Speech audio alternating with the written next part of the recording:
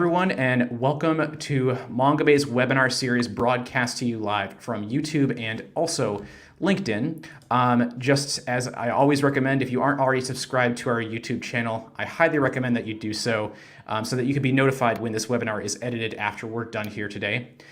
So we tend to cover these big environmental news topics in our webinar series, and obviously today's topic is no exception: planetary boundaries and also ecological tipping points. Now, it's likely not news to anyone watching this, but June 2023 was the hottest June on record since record keeping has begun, and estimates show that July this month could be the hottest month ever. China and Sardinia set new hottest ever temps, and Europe, North Africa, North America, and Asia have all experienced devastating heat waves. Smoke has blanketed many parts of North America from wildfires in Canada. So the context today is pretty urgent, and the Planetary Boundaries Framework, which is the topic of today's discussion, offers us a way to communicate that urgency to audiences. So, pioneered by the Stockholm Resilience Center, the SRC, this framework examines the vital biogeochemical systems upon which all life on Earth, and therefore human civilization, depend upon to survive, and how we are changing them. While climate change is certainly one of these defining boundaries, it's just but one of 9, and we're going to be looking at all of them today.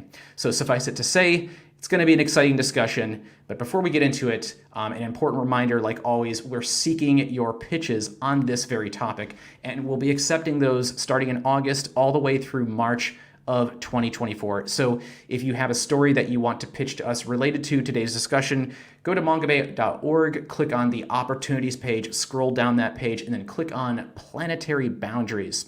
As always, we appreciate all the pitches that you send us, but we also encourage you to pitch your story ideas to other outlets also, if not to us. While many of you already did when you registered for this webinar, we encourage you to sign up for our occasional email newsletter, which you can also find there on the opportunities page. That newsletter shares new paid reporting opportunities and job openings here at Mongabay. And we also have a dedicated newsletter for our webinar series. So if you want to sign up for that, you can get all the latest on what we're working on here. And we're happy to see that many of you have already subscribed to that. But for those of you that haven't checked it out, that newsletter sign up will be linked in the show notes of this webinar. So we have 8 central questions for the panel today, and like with past webinars, I will open the floor to your questions at the conclusion of this hour-long session. However, I encourage you to share any thoughts or comments that you have right here in the chat on the platform that you're tuning in on. Drop it in on that chat, and then we'll address it at the top of the hour. With that said, I want to go ahead and introduce our panel, starting first with Dr. Claire Asher. So Claire is a freelance science writer with a PhD in biology. Her writing has appeared in New Scientist, BBC Earth, Science Now, Mongabay, The Scientist, among many others. Her interests include conservation, sustainability, biodiversity, and deforestation, and she has written extensively for Mongabay on planetary boundaries, including about the scientific framework itself, the novel chemical entities boundary, and the interactions between the boundaries. So Claire, thank you so much for joining us today. Hi, thanks for having me. And then also joining us today is Sharon Guynup. Sharon is an award-winning journalist, author, producer, and photographer who covers environmental issues, particularly wildlife and ecosystems. And her work has appeared in publications including Mongabay, National Geographic, the New York Times, the Washington Post, Smithsonian, and Scientific American, and peer-reviewed scientific journals. She is a consulting producer on TV and documentary film projects, a National Geographic Explorer, and a Global Public Policy Fellow at the Woodrow Wilson International Center for Scholars. So thank you so much for being here, Sharon. Hold on, you were muted there. Go ahead and say that one more time.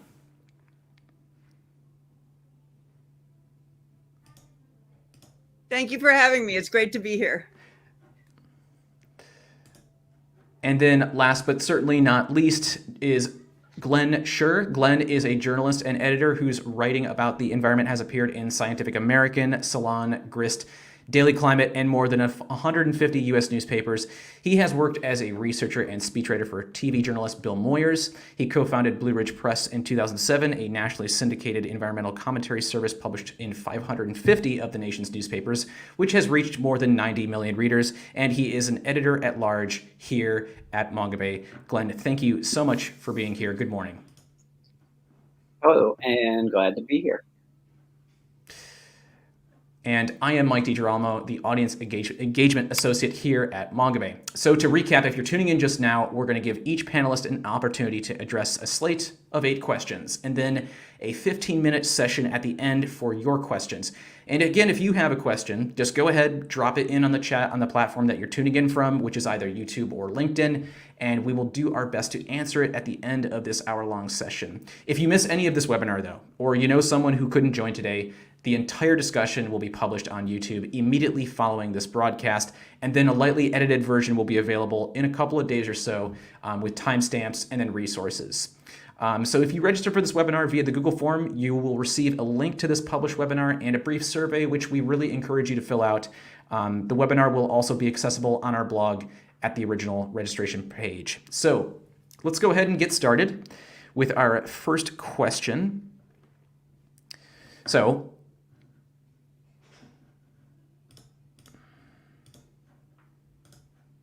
how can this framework be used by reporters to talk about humanity's influence on Earth's natural systems? What exactly are the Earth's 9 planetary boundaries? Why are these 9? Why these 9 exactly, and why are they so important?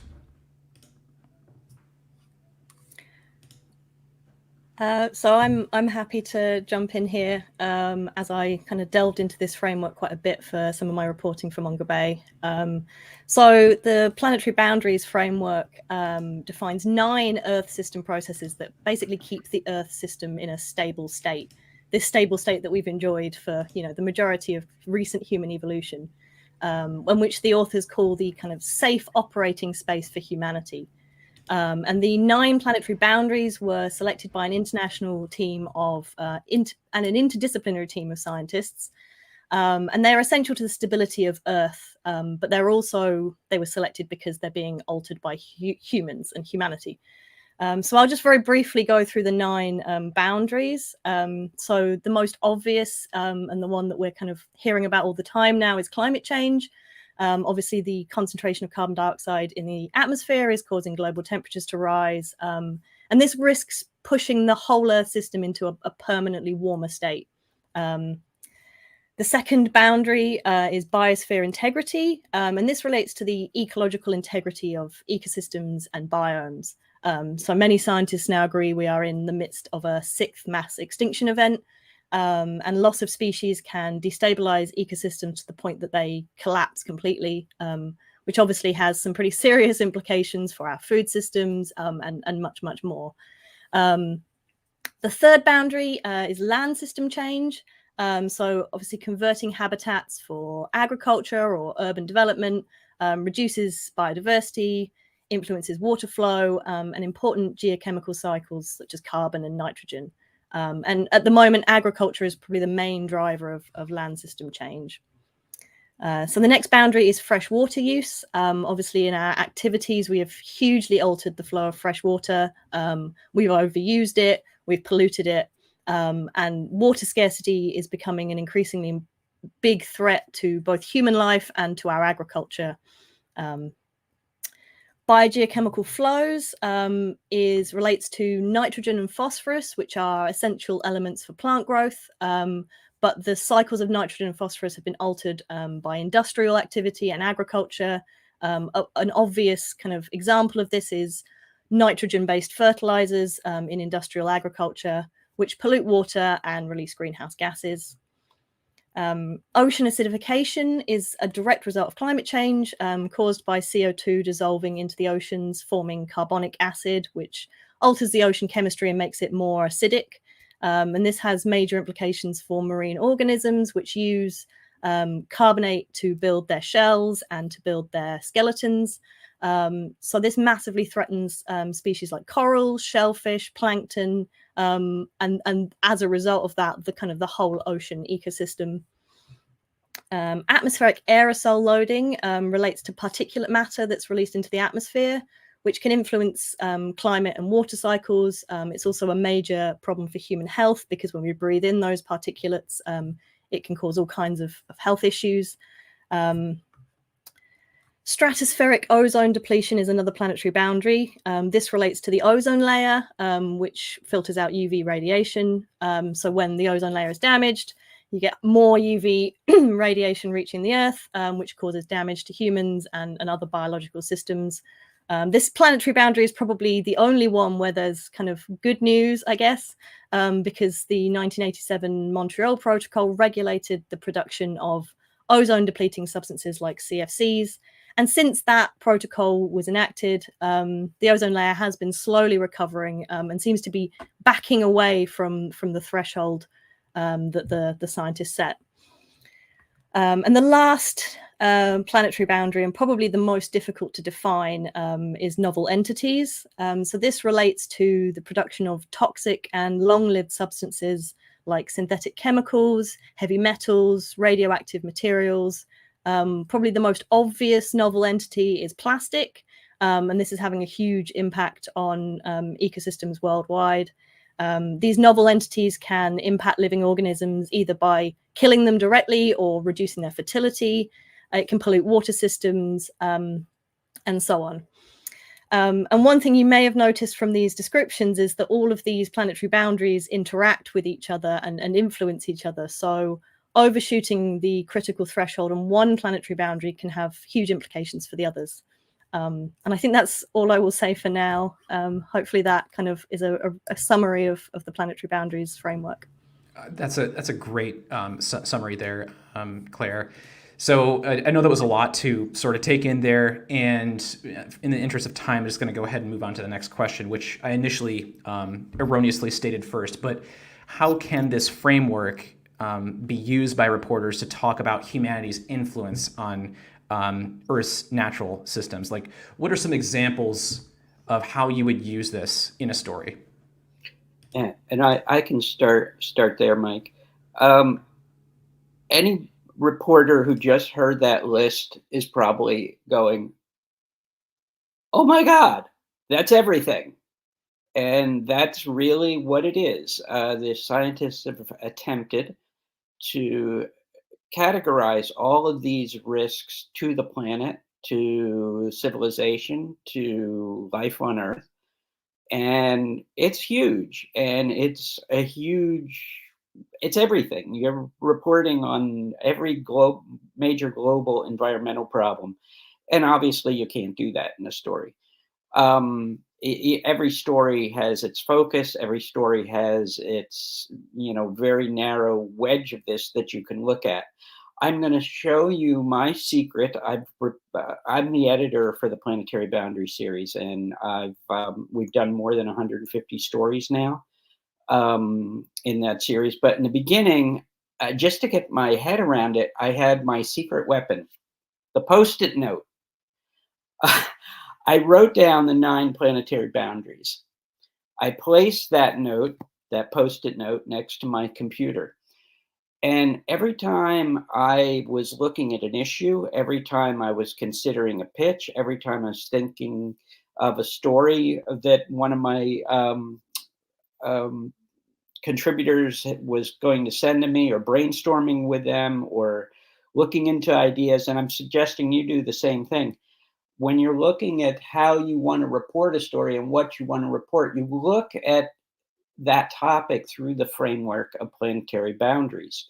And when you do that, it's like looking through the lens at this issue, looking at the lens through planetary boundaries. And you say to yourself, whether it's a global issue you're working on, a regional issue, a biome issue, even a local issue, you can, even on a local issue, you can say, hey, well, okay, this problem relates to climate change, but it's also got a pollution element, an air pollution element to it.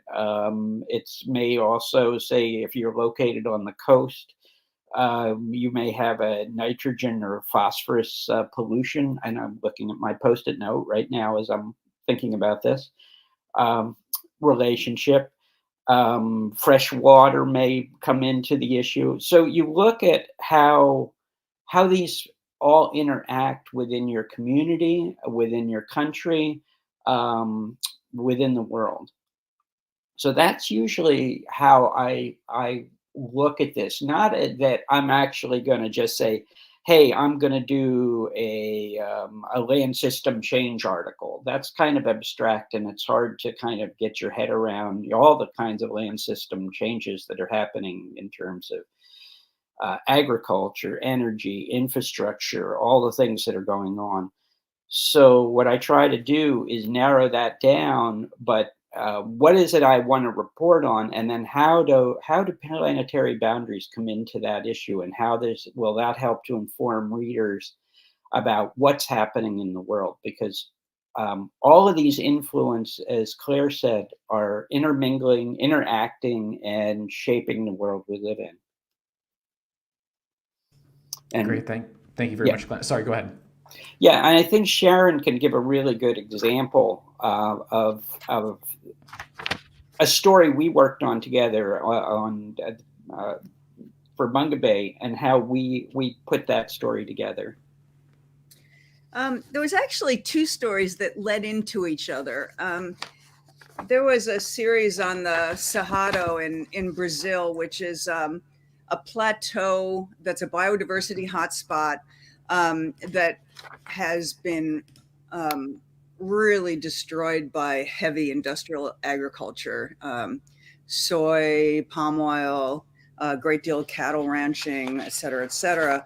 And that brings deforestation, in a biodiversity hotspot. So that alone impacts biodiversity. But also, once you bring roads into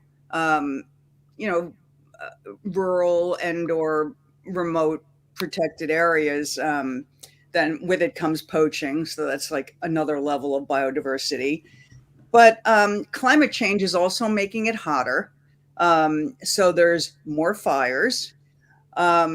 Industrial agriculture in this area has all kinds of other knock-on effects. I mean, obviously the eutrophication issue. And this is the headwaters of a number of major rivers in Brazil that feed through South America. So it's pulling water for crops. It's also kind of impacting river flow. And then, I did another story on the Pantanal, which is, the next level down in altitude. It's flat. It's the world's largest inland wetlands. And it's fed by one of those rivers that originates in the Cerrado. So the agriculture up on the plateau is impacting the water flow into these wetlands that rely on this water flow, to support a wide diversity of life. It's another hot spot. So, there's less water flow, and or, climate change is bringing really intense rainfall. So it's floods that run through and don't feed the system the way they should. Likewise, climate change is causing unprecedented fires. In 2019 and 2020, there were terrible, devastating fires there. And in a wetlands area like that, there's patches of forest that are really key for certain species, like jaguars, for example. That's where their breeding and kind of cub raising areas are. And burning out those fires means that it's just grasslands, and some of the grasslands can regenerate, but there's just all these knock-on effects that one to another. Last but not least, if this one proposed project goes through in the Pantanal, it would be a death knell. There is a plan to possibly build an industrial navigation channel to ship soy and other commodities to Asia. that would just impact the entire system. So, you look at an ecosystem and what's happening there, and there, how many boundaries is that, Glenn? We have land use change, we have freshwater impacts, we have climate change, we have eutrophication. There may be more, but it's important to look at the threats that face species, that face communities, and also I'll talk more about this later, but solutions are important. Let's dig into that a little bit later. Great, thank you so much for those examples there, Sharon. We sort of, Claire, did you have anything to add to that, or did you want to go ahead and move to the next question? Okay. So we sort of tried to, or we sort of got into this next question here. I want to talk about the safe operating zone of these planetary boundaries, or like the threshold. So the threshold of a single planetary boundary is often interlinked with others, as you sort of alluded to earlier, Claire, and sort of you pointed out there, Sharon, in some of those stories. So that breaking one threshold in turn helps push others toward and past those thresholds.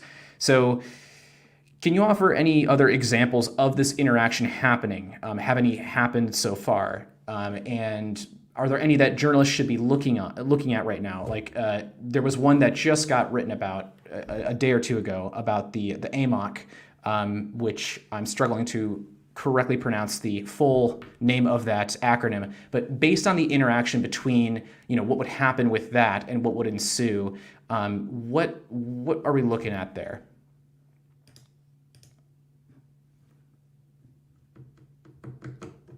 Well, I've been looking at that, at the possible collapse of that ocean current. Collapse isn't quite the right word. It may just reroute further south. It may weaken first. It may totally collapse. We don't know. The last time it happened was about 10,000 years ago in the Younger Dryas, when we were starting to warm, the glaciers were melting. It was looking like the world was going to get a lot warmer. And suddenly we went into a deep freeze again. And that was a result of that current collapsing. And, you could see how that'll influence planetary boundaries. If that ocean current were to collapse, it's going to change the biodiversity of the ocean extensively. It's going to change weather in Europe. Europe would get colder. Nobody knows exactly how the Northeast U.S. would respond to the Gulf Stream switching off or rerouting or weakening. Then there's so how would biodiversity be affected there? You have how the world's going to react to that. If Europe suddenly has to turn up the heat in, homes and places of business all across Western Europe into Eastern Europe, you're looking at sudden surges in power use, which will increase climate change, and yada, yada, yada. You start to see how all these things affect each other. That particular one, let's hope it doesn't happen. It will be Mr. Toad's wild ride if it does, but that is just one new study. There needs to be a lot more work done on that, because and the trouble with planetary boundaries, crossing these thresholds, is you don't know you've crossed one, the scientists say, until you've actually crossed it. So in this study in particular, they said 2025 to 2095. That's a pretty wide range for this tipping point to happen.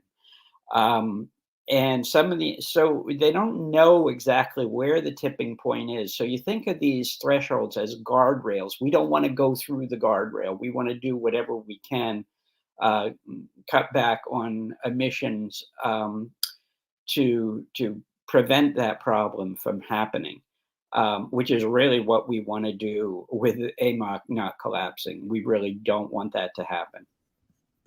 I'd like to jump in. And not everybody knows acronyms. So the AMOC is the Atlantic meridional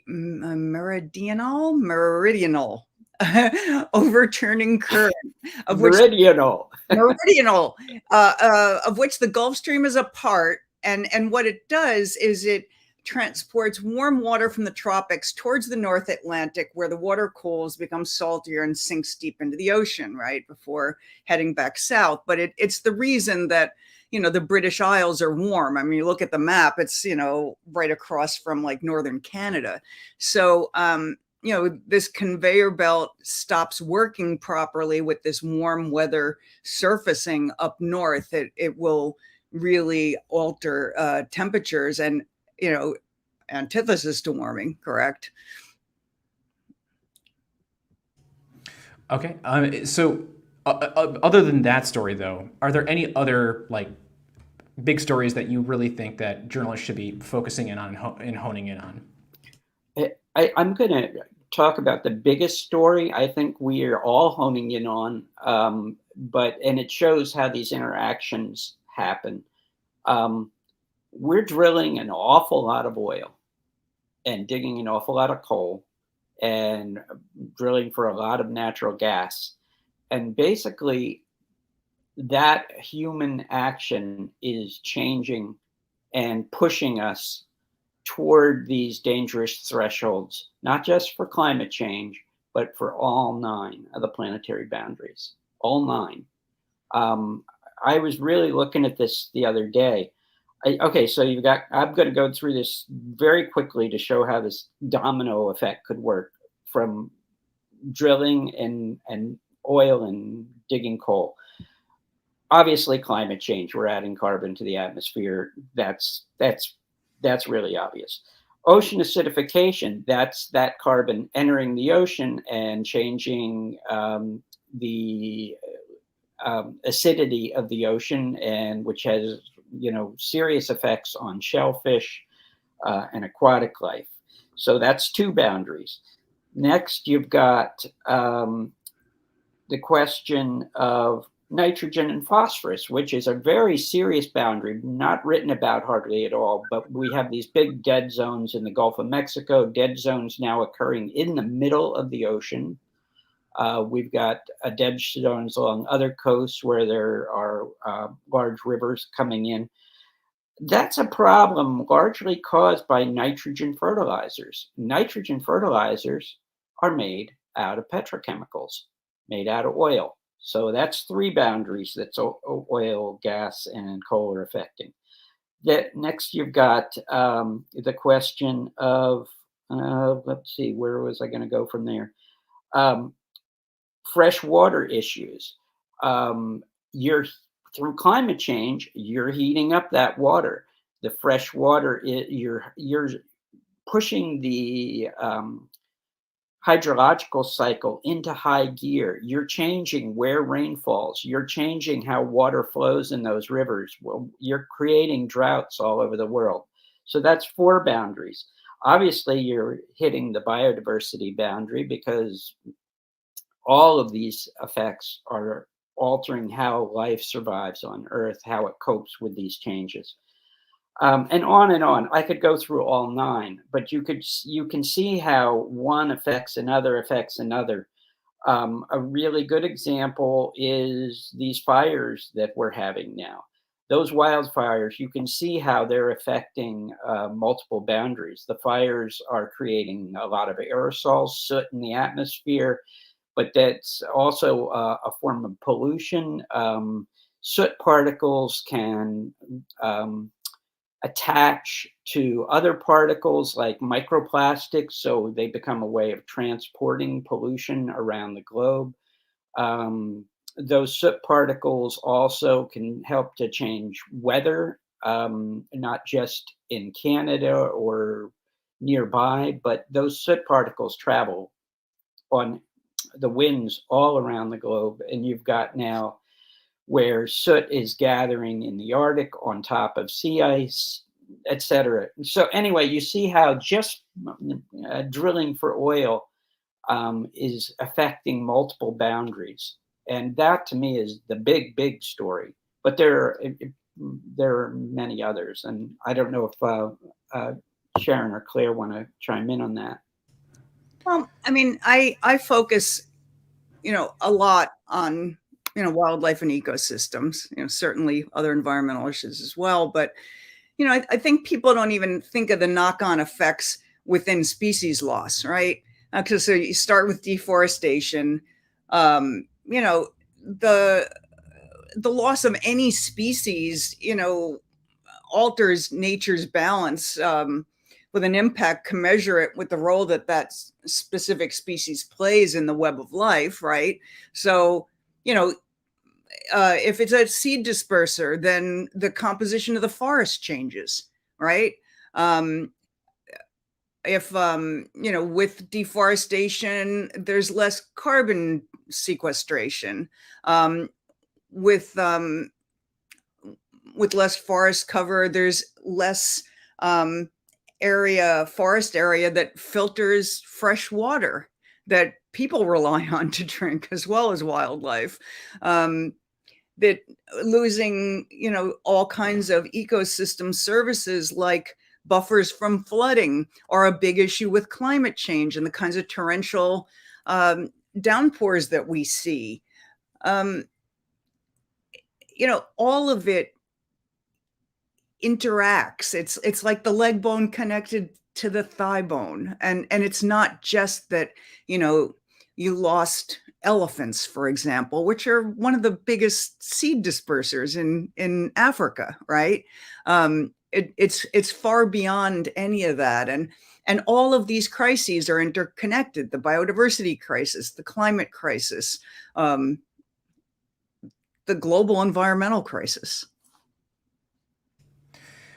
In the interest of time, I'm going to go ahead and move on to our next question. And if we have time to talk about some more large stories at the end, we will. But given everything that's happening, and it appears that we've exceeded at least 6 of the 9 planetary boundaries. Like, we've already crossed the threshold of at least 6 of them.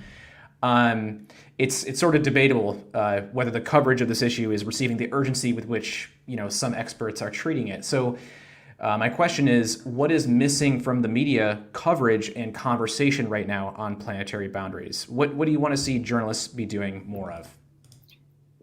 What is missing is largely everything. I mean, we're reporting heavily on climate change and doing a much better job. And thanks to nature, this summer, we're doing a better job than ever. But in a sense, we're not really covering the whole picture, these interactions, these influences. A good example is exactly what happened with smoke. It's as soon as the smoke was over New York from the Canadian fires, of course, it was page 1 news. It was everywhere on the airwaves, on the internet, in newspapers.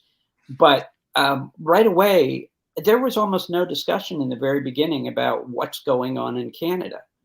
That's gotten better lately, where we're talking about, an area the size of Kentucky has burned already this summer.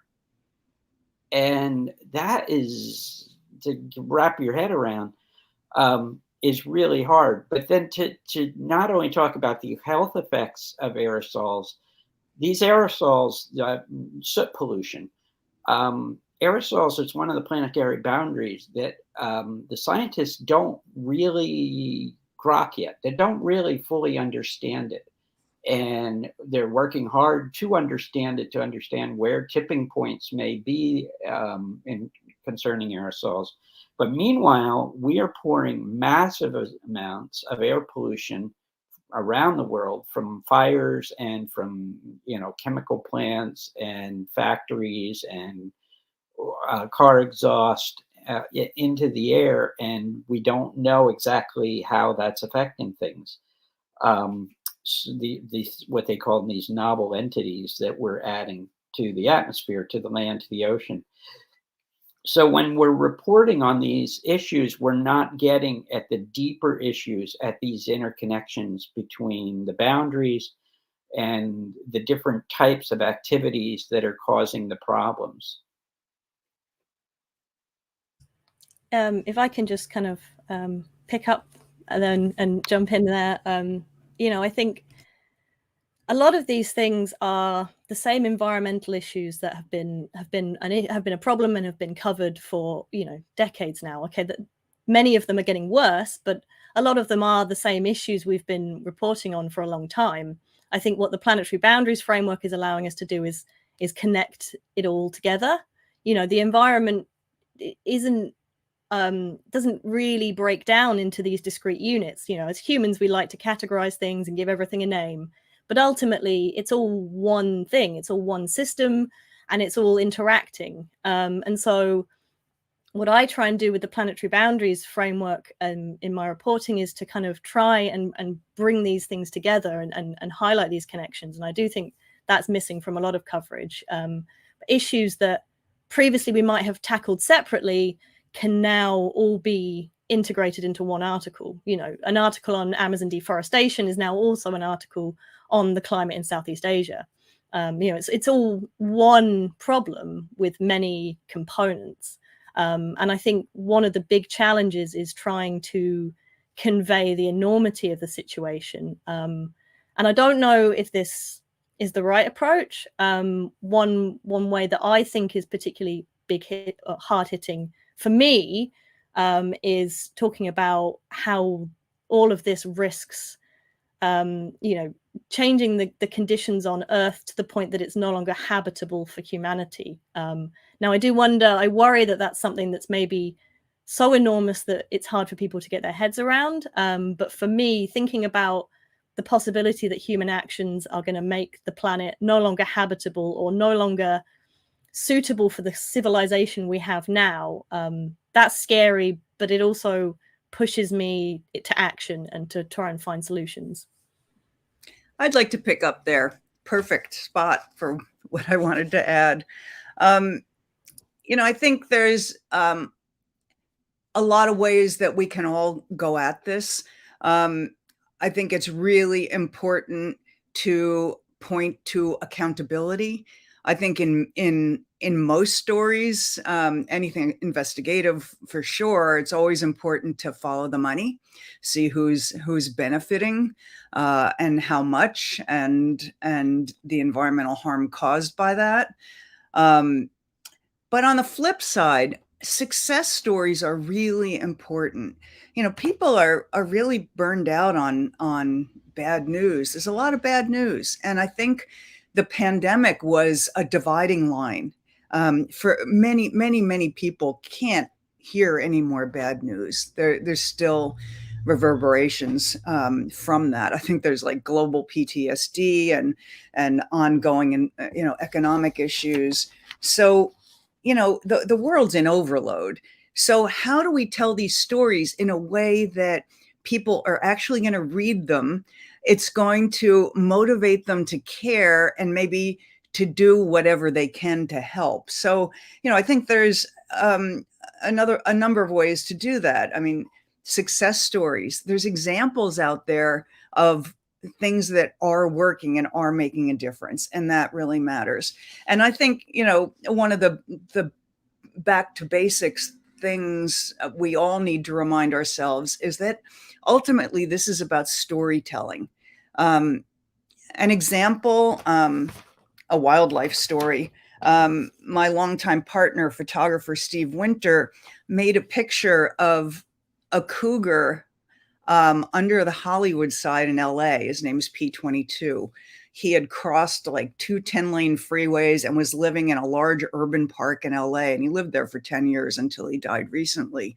If the story had been cougars are getting hit by cars constantly because there's freeways everywhere, right? Bisecting the landscape. People would have cringed, but people fell in love with this cat. And so much has happened. There's like middle school curriculum on urban wildlife. In LA, they're building the world's largest wildlife overpass over the 101, a 10-lane freeway, to connect the two large protected areas. So I think following human stories, scientists looking at an animal that has a name, somehow making a landscape a character and a story. I mean, we really need to use storytelling skills, and again, don't forget the success stories. All right, I'm going to go ahead and move on to the next question. So we've talked a lot about ecological tipping points, but we haven't yet differentiated them from planetary boundaries. So I was going to go ahead and take a moment to do that. So what exactly is an ecological tipping point, and how does it relate to the planetary boundaries critical thresholds, and how can journalists differentiate between the two for readers? So I will attempt to answer this one. I think it's quite a complex issue for people to kind of try and get their heads around. Hopefully I can try and kind of disambiguate it a little bit. So the concept of planetary boundary thresholds and of ecological tipping points is similar. For me, the difference is really one of scale. So the planetary boundary framework tries to define these boundaries that are set a safe distance away from a dangerous level of the global threshold. So you have the real threshold that exists intrinsically in the system that will tip us into a new state of climate or new Earth system state. But we don't know exactly where that lies. So the critical boundaries that they've set are intended to be a little bit away from that actual threshold in order to try and prevent us from tipping past it. So, if you imagine a cliff edge, you don't know exactly where the cliff edge is. So you put the fence, a little way back from where the cliff edge might be in order to kind of ensure that you don't pass it. And intrinsic to all of this is this idea that systems like the oceans, ice sheets, atmosphere can have multiple different stable states. And so this idea of thresholds relates to basically pushing one of those systems to transition into a new stable state. And once it's in that new stable state, it's very difficult to get it to come back to what it was before. So the critical threshold for each planetary boundary represents the point at which that particular system shifts into a new state. And the changes to that system kind of become self-sustaining. Feedback mechanisms mean that no matter what we do, even if we stopped the pressure that had caused that to change in the first place, it would self-sustain itself in that new system. And I think Arctic sea ice retreat is one of the examples the authors of the original framework give for this kind of threshold. And once that retreat has passed a critical point, it can't be stopped. Now, ecological tipping points are at a kind of smaller scale. So an example I often think about is the Amazon rainforest, which is thought to have a tipping point at which it would transition into savanna. And so you have these kind of regional or local scale tipping points that can add up to push the planetary boundaries past their critical threshold. And as I kind of pointed out, and I've already said repeatedly now, but I think it's really important, we don't know exactly where these thresholds or where these tipping points lie, and we'll only really know for certain once we've passed them. But there is evidence building that we may have already passed some of these tipping points. There's a lot of uncertainty in all of this. And the interactions between these different tipping points are kind of the big unknown. They're so complex that we're kind of only just starting to understand them. So that could mean that the thresholds might be closer than we think. I'll leave it there. Hopefully that goes some way to explaining the difference. That was definitely a great explanation, Claire. Glenn or Sharon, do you have anything to add to that? Or I think she nailed it. Yeah. I'm good. So that then sort of presents the problem of,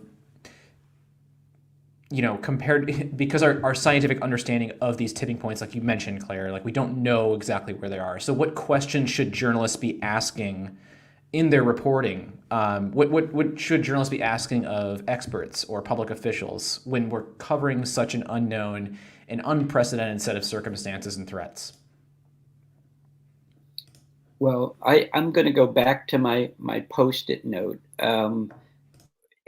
Going into a complex issue, say you're working on a story that has a lot of planetary boundary effects and interactions, you want to educate yourself first. B- get as well informed on how these influences work, and you can do that by looking at the Mongabay series. Like I said, there's 150 articles in there. There's a lot of information. If you do Google searches, you can narrow it down on each planetary boundary if you're looking at a particular one. Um, and but to really just look whether you're working on a community level, regional, national, international, and really asking deeper questions about, we want to get the anecdotal information. We want to know how it's influencing people, affecting people, whatever it is you're working on. But what are the deeper issues there? What are the deeper questions around other environmental impacts, that kind of domino effect? And you can look at virtually any environmental issue this way. I was at a plastics conference last year, and down the Cancer Alley, the Gulf states of the US, is where most of these petrochemical plants are that produce a lot of the plastics.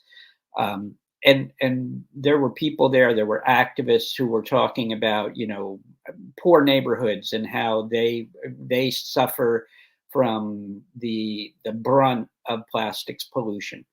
And they got into the whole issue of how public officials, every time the petrochemical plants dump a lot of pollution into the air, they call the environmental officials from the states, from Louisiana, Texas, et cetera.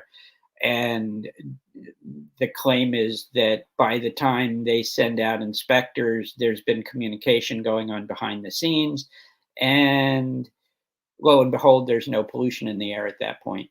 So we got into all of that, and that's really an important story. But then there's the question of where are all those petrochemicals that they're making going? The plastics, they're ending up in the oceans, they're ending up in our food, they're ending up in fish's bellies. They're causing all kinds of problems around the world.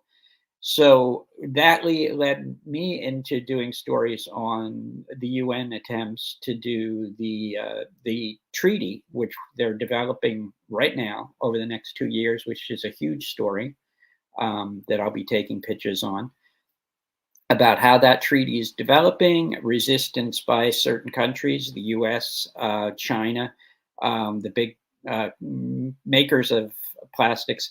Anyway, you see how all these stories start to interconnect, and you get a wider picture if you look beyond the very basic issue you're reporting on, and try to open out that lens to look at more of these planetary boundaries. Anybody have anything to add on that? I don't know if that was a great explanation, but I think that was great, Glenn. I think it's always important to push public officials and scientists to lay out what is known and then really push them further on that.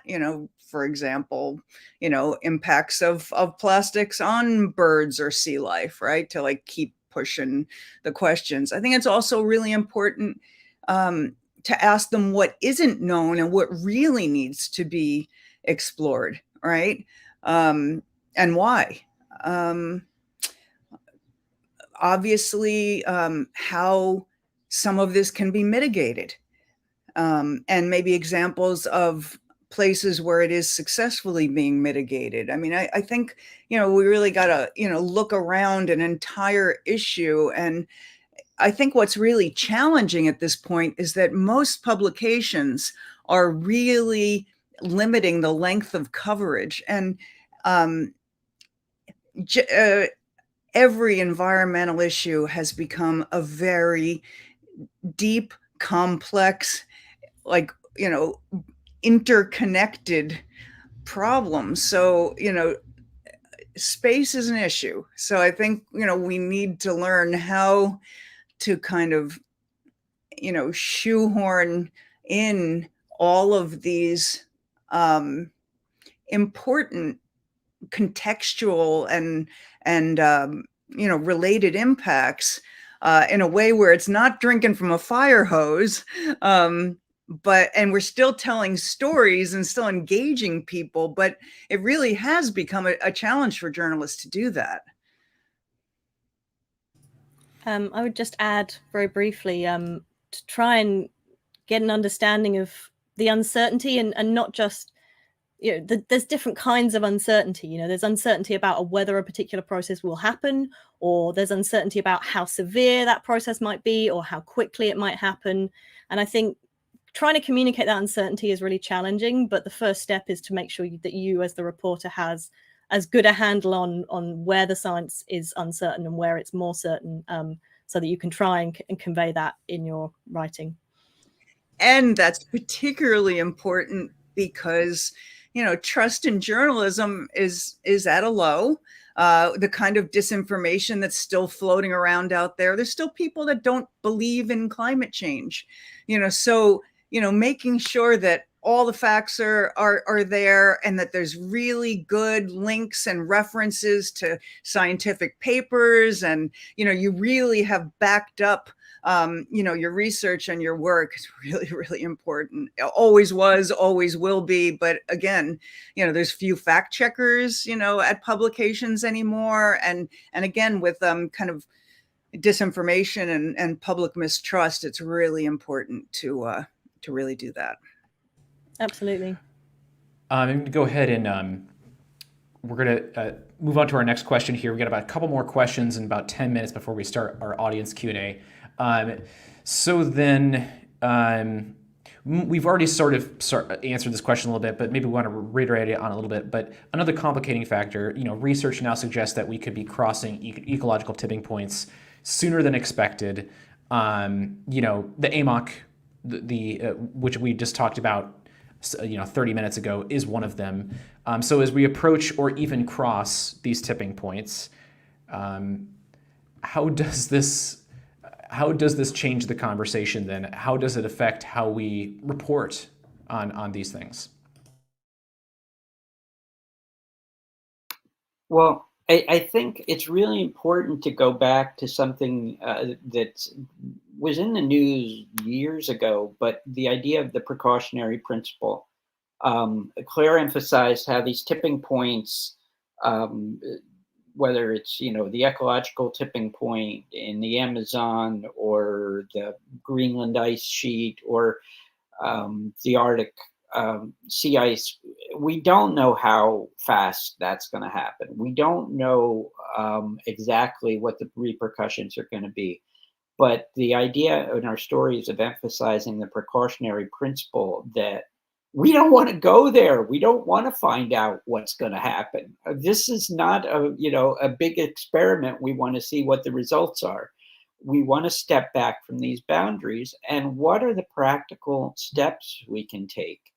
And I know we're going to get to the good news aspect of this in a minute, but I might jump to that. One of the things about tipping points and planetary boundaries is because of those interactions we talked about, if you do one good thing, if you can reduce the amount of oil drilling, the amount of carbon emissions, I had said that increasing it is going to impact all 9 boundaries and make them worse.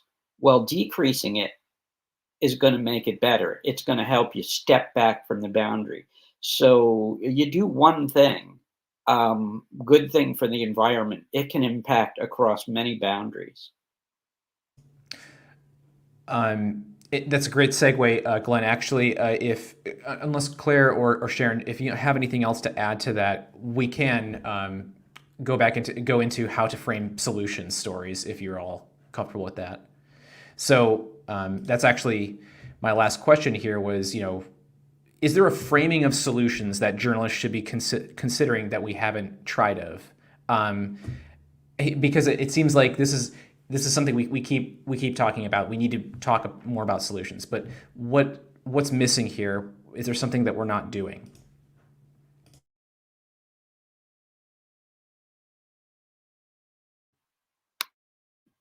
Oh, just struggling with my microphone there. Okay, so this idea that that domino effect can work in reverse. Think of a film running backwards and all the dominoes come back and stand up. So if you're working on a story about a particular issue, and you can frame it around how changing the systems that we operate with, um, take the agricultural system. Claire could talk to that better than I can. Or take the energy system. I just did working on a whole series on bioenergy, working on another series for Mongabay, circular economy. Stop thinking of production of stuff, all this stuff we have, as a linear economy that goes from mining to consuming to throwing it into a landfill, to how do we turn that into a circular, everything is reused, we cut down on the amount of resources we use, cut down on the mining we need because we're using things for longer and keeping products in the system longer, and then having ways to recycle them.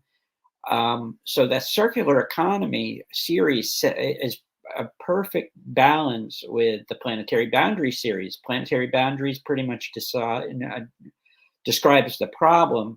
Circular economy really gets at the solutions.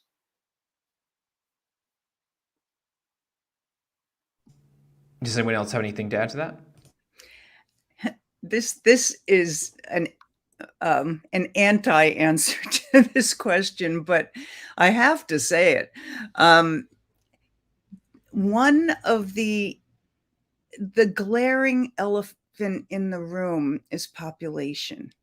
And it's so difficult to talk about that now, especially in the US, where, birth control, abortion have become such divisive, serious issues. But when I was born, there were 3 billion people on the planet. There's now 8 billion people on the planet. And underlying every single one of these environmental issues that we're discussing is human population. So, again, this is not a solutions, answer, but how do we as journalists look at population and talk about population in a way that our outlets will cover it, and in a way that isn't going to, make our offices be bombed. It's something I think about. And the idea that 8 billion people, and we're all consuming, and in the US and in Europe, we're consuming at much higher rates than the rest of the world, and equity issues come into it. We've talked about the science of planetary boundaries, but there may be a 10th boundary that's kind of a softer boundary, which is the human boundary. How much can we put up with? How much can we deal with the inequality, the economic disadvantages in the world? And people can put up with things to a certain point till they revolt and start to there start to be civil disturbances. Over water issues. It's happening already around the planet. So, population and consumption are two huge issues. They're two huge elephants in the room. And how do we talk about that? But there's also the positive side. Again, circular economy, as we move in a direction to create a more sustainable world, we create jobs, we create opportunities, and we hopefully put less pressure on the global environment as we're doing it. I know Claire's working on, and I don't know if you want to talk to this, Claire, about agriculture and some of the changes that we might see in agriculture. The whole idea of our system of agriculture being based basically on petrochemicals and synthetic fertilizers, synthetic pesticides, and how we could alter that to redesign how we grow our food. Yeah, I completely agree with what you said. I think personally, I would tend to frame things rather than around population, around consumption. And agriculture is a great example of this because, we produce enough food on the planet to easily feed all 8 billion of us. The problem is we then waste a huge amount of that food through, various different causes. And so I think it's the massive consumption, particularly in the West, that is the real kind of challenge that needs to be addressed. And circular economy approaches are the way that we do that, the way that we eradicate this concept of waste entirely and make sure that everything is recycled back through the system. And yeah, I think I won't get into the agricultural topic too much because I think it's just an enormous topic, and I'm aware that we're already over time here.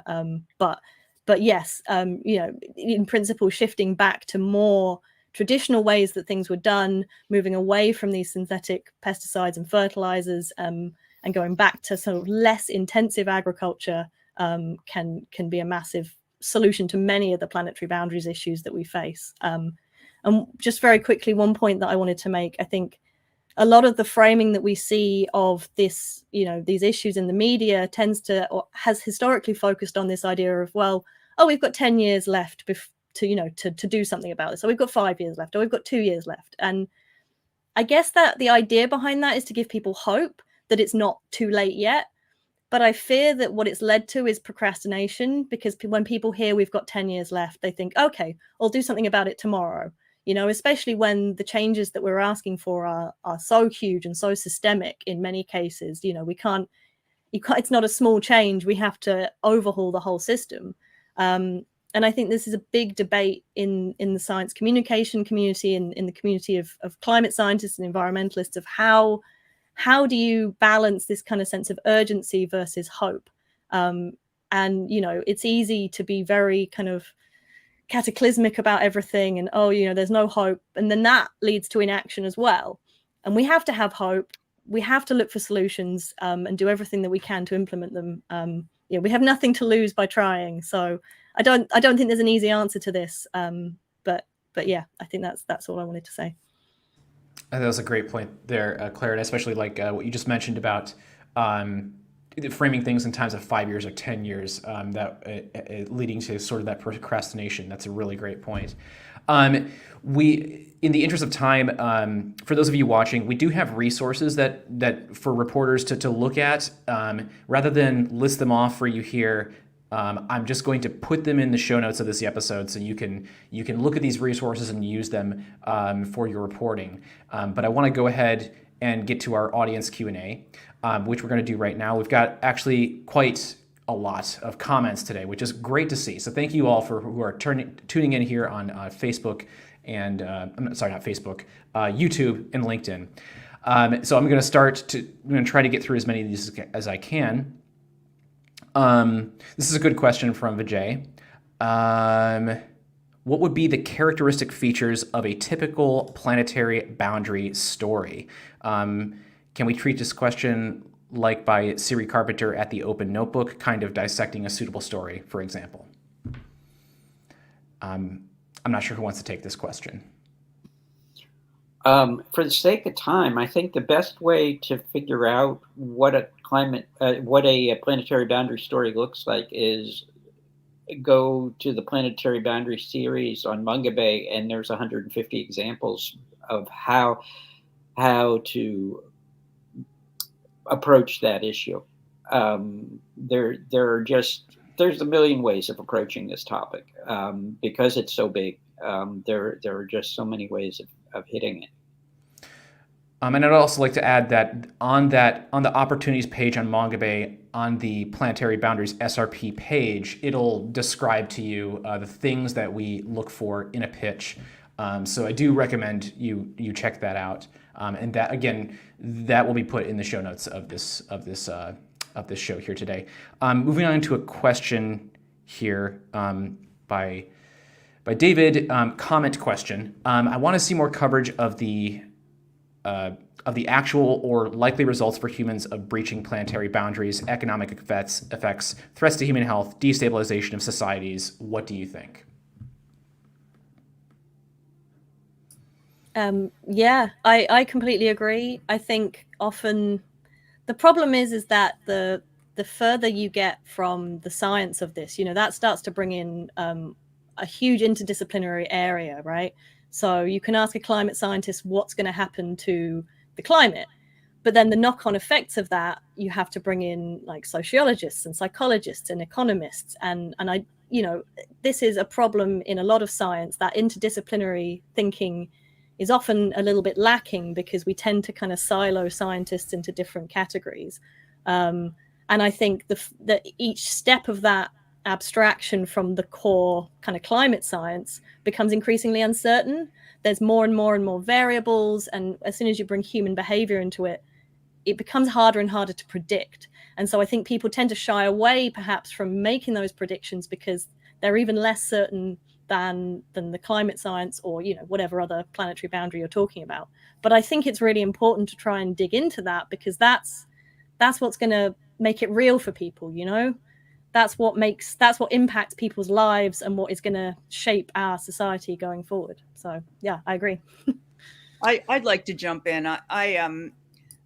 I have a really hard time doing a tight focus story. I'm not a news reporter. I like to do these large survey stories, and I think about the breadth of the story I want to cover, and then I find top researchers that can kind of address each of the issues I'm trying to dig into, and I think often including the human aspects of these stories is what makes people care. I mean, many people do care about nature, the environment, wildlife, but human health impacts, it's really important.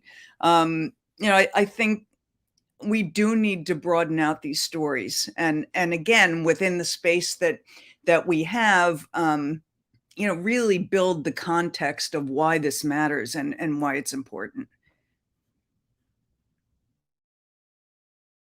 I have another question here. It's a really good one from Fabiana. How do you see these? We actually sort of touched upon this at various points. How do you see these global environmental crises and the planetary boundaries interacting with social issues, people's livelihoods, inequality, poverty, indigenous rights?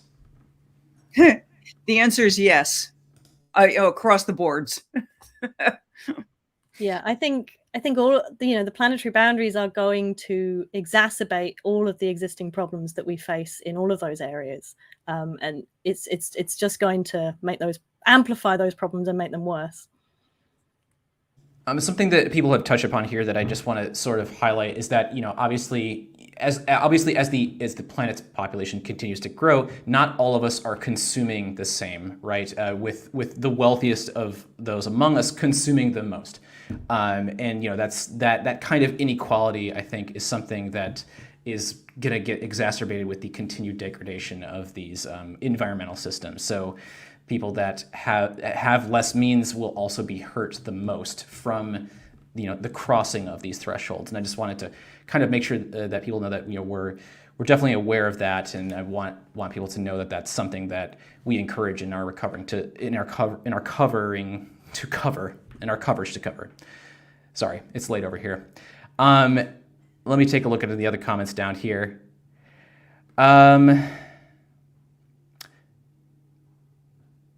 From Brett Jacobs, just a comment. Great point, Glenn, about the human condition boundary, mass migration, and the cascading pressure and impacts that forced climate migration puts on other countries is itself a tipping point for the planetary system. But where does the tipping start? Hunger, poverty, other SDGs. The idea of a 10th planetary boundary is great, and one that Mongabay would be very well placed to expand upon. Yeah, the whole idea of human migration is becoming a bigger and bigger story. And you can see how poorly we've all maybe reported that story in that, okay, the border issue along the US border, it's become this political football. It's the constant focus is right there on the border, but it's not looking at the drought in Honduras. It's not looking at how that drought caused agriculture to fail, and the failure of agriculture led to even deeper poverty than that country was already suffering from years and years of colonialism and the long history of outside influences there. And then on top of that, then you start to have criminal gangs forming and people's lives are threatened. And, they're moving north. They've got it. They're desperate. They're trying to find a better way to live. And they're trying to get to the US because, hey, our climate is better right now. We're suffering some pretty severe climate change here in the US, starting to really see some serious effects, but we have more money to throw at that problem. And we also have more resources to try and deal with those problems, where these emerging nations do not have those kinds of resources. And that's a really scary issue. Ross Gelbspan wrote about the climate problem back in the 90s.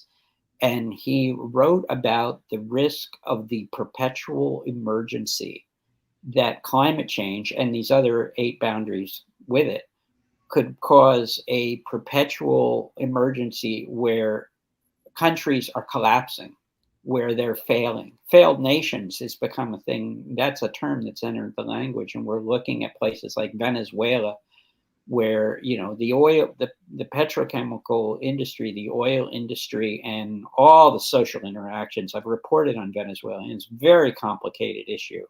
Social issues, environmental issues, economic issues, political issues, but all combined to cause that state to collapse. We're some very big social questions to consider in terms of planetary boundaries too. All right, everyone. We have really sort of reached the end of our webinar here today. That was a really lively discussion, and a lot of you turned up for this one and put in a lot of great comments. And so, it's really encouraging to see. Thank you, everyone, for tuning in on LinkedIn and YouTube and leaving all these wonderful comments. So I want to thank our panelists here for joining us, and as always, to everyone who's participated in the webinar series. So if you have any feedback that you'd like to share with us, please let us know by filling out the webinar survey that you should be receiving in your email inbox if you registered for this webinar via the Google form. Again, this webinar will be published on our YouTube channel in roughly 24 to 48 hours with timestamps and resources.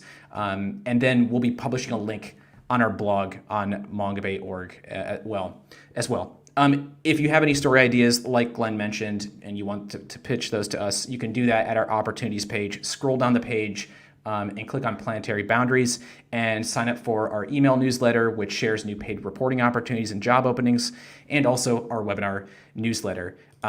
Make sure to subscribe to our YouTube channel here and follow us for future discussions. You can connect with us on all of the social accounts out there, from Facebook to LinkedIn. We're also on Mastodon as well. We're on Threads, which is, and we're also on Blue Sky, although our accounts are most active on the former accounts, which I've mentioned, rather than the latter. Check out our ongoing podcast efforts on Mongabay as well, particularly the Mongabay Explorers podcast, which dives into a lot of the conservation challenges and unique places in the world and charismatic species featured in many of the topics that we cover here on our webinar series. So our next webinar will be on covering environmental defenders. That will be in September. Details on that will be coming soon. Thank you, everyone, for joining me here, and I hope to see you at the next one.